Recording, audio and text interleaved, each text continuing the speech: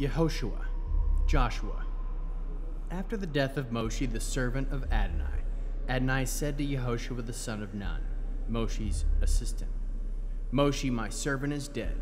So now get up and cross over this Jordan, you and all the people, so that the land I am giving you to them, the people of Israel, I am giving you every place you will step on the sole of your foot, as I said to Moshe. All the land from the desert of the Lebanon to the great river, the Euphrates River. All the land of the Hittite and on the great sea in the west will be your territory. No one will be able to withstand you as long as you live. Just as I was with Moshe, so I will be with you. I will neither fail you nor abandon you. Be strong, be bold, for you will cause this people to inherit the land I swore to their fathers I would give them.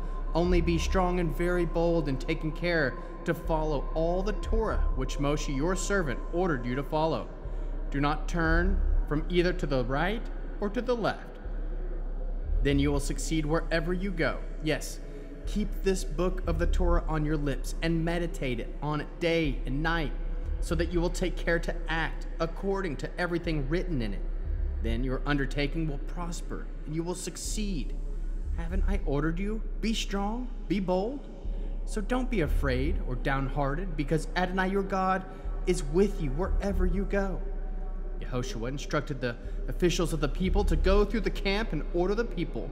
Prepare provisions, because in 3 days you will cross this Jordan to go and take possession of the land Adonai your God is giving you.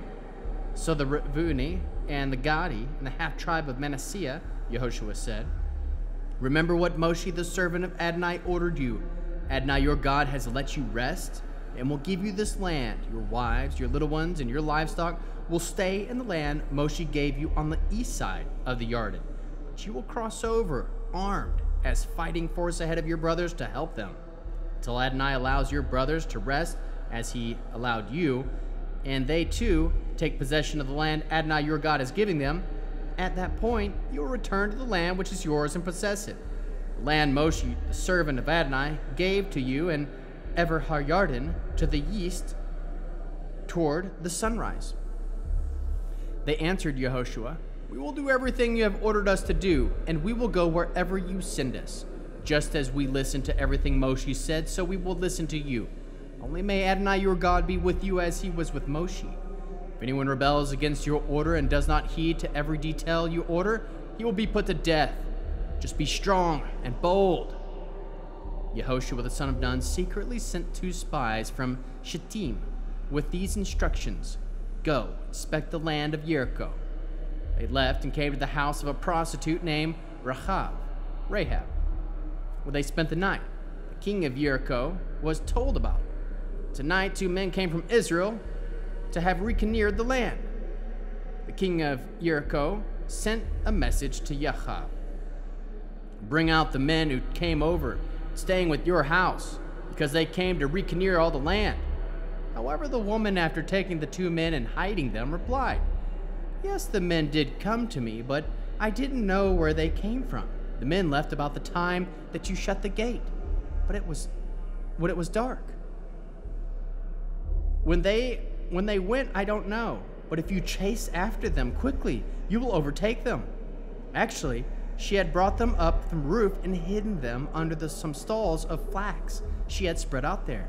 The men pursued them all the way to the fords at the Jordan. As soon as the pursuit partly had left, the gate was shut.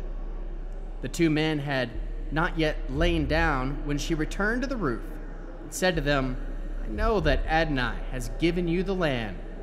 Fear of you has fallen on us. Everyone in this land is terrified at the thought of you. You heard that Adonai dried up the water in the sea of Soph ahead of you when you left Egypt, and what you did to the 2 kings of the Emori on the other side of the Jordan, Sihon and Og, that you completely destroyed them. As soon as we heard it, our hearts failed us. Because of you, everyone is in a state of depression. For Adonai your God, he is God in heaven above and on earth below. So please, swear to me by Adonai that since I have been kind to you, you will also be kind to my father's family. Give me some evidence of your good faith, that you will spare the lives of my father, mother, brothers, and sister, and all of theirs, so that we won't be killed." The men replied to her, "Our lives are certainly worth yours, provided you won't betray our mission. So when Adonai gives us the land, we will treat you kindly and in good faith." And she lowered them by a rope through the window, since her house abutted the city wall, indeed was actually built into it. She told them, "Head for the hills, so that the pursuit party won't get their hands on you. Hide yourselves for there 3 days, until the pursuers have returned. After that, you can go your way." The men said to her, "We will not be guilty of violating an oath you made us to swear, provided that when we enter the land, you will tie this piece of scarlet cord in the window you let down from you. In the window you let us down from. You gather together in your house your father, mother, brothers, and your father's entire household. If anyone goes out of the doors of your house into the street, he will be responsible for his own blood, and we will be guiltless. For everyone who stays with you in your house, we will be responsible for his blood if anyone lays a hand on him. However, if you say a word about this business of ours, we will be free of your oath you made us to swear. According to your words, so be it," she said, and sent them away. As they departed, she tied the scarlet cord in the window. They left, arrived in the hills, and stayed there 3 days, until the pursuers had returned. The pursuers had searched for them all the way, but hadn't found them. Then the 2 men returned, descending from the hills. They crossed over and came to Yehoshua, the son of Nun, and reported everything that had happened to them. "Truly, Adonai has handed over all the land to us," they told Yehoshua. "Everyone in the land is terrified that we're coming." Yehoshua got up early in the morning, and they left Shittim and came to the Jordan. He, with all the people of Israel, they camped there before crossing. After 3 days, the officials circulated through the camp and gave the people these orders: "When you see the Ark of the Covenant of Adonai your God, and the Kohanim, who are the Leviim, carrying it, you are to leave your position and follow it. But keep a distance between yourselves and it, about 1,000 yards.